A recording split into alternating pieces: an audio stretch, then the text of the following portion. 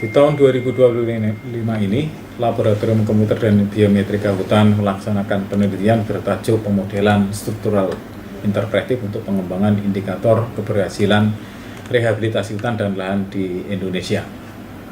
Penelitian ini didasarkan pada pentingnya keberhasilan RHL untuk menyelesaikan permasalahan utama kehutanan, yaitu tingginya degradasi dan deforestasi. RHL pada dasarnya adalah pembenahan sistem pengelolaan hutan dan lahan yang merupakan masalah kompleks sehingga memerlukan indikator keberhasilan yang utuh dan komprehensif.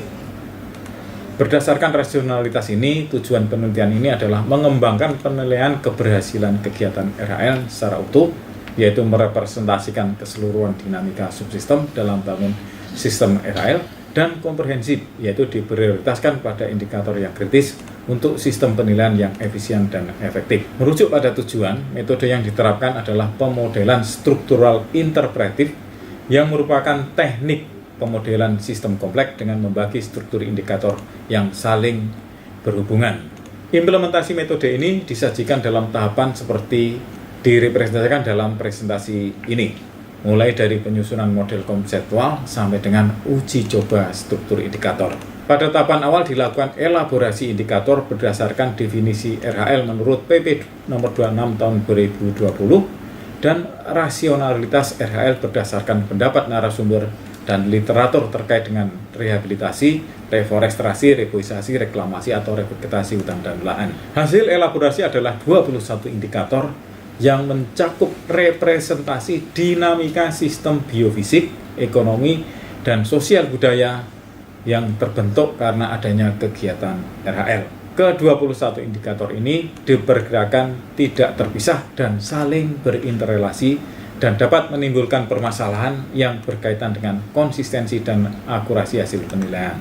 Hasil analisis dengan pemodelan struktural interpretif menghasilkan nilai driving power dan dependensi antar indikator yang dapat diklasifikasikan dalam autonomous, dependent, linkage, dan independence. Secara sistemik, keterkaitan antar indikator menghasilkan struktur sistemik seperti yang disajikan oleh diagram ini. Berdasarkan pola keterkaitan ini, diperoleh gambaran bahwa 21 indikator ini pada dasarnya dapat direpresentasikan oleh 4 indikator pada kuadran linkage dengan driver power yang sangat tinggi, yaitu dinamika struktur tegaan yang merupakan perubahan struktur tegaan karena kegiatan RHL, peningkatan pengetahuan dan keterampilan untuk pengelolaan hutan dan lahan berkelanjutan, intensitas gangguan terhadap tanaman RHL, dan penguatan kelembagaan.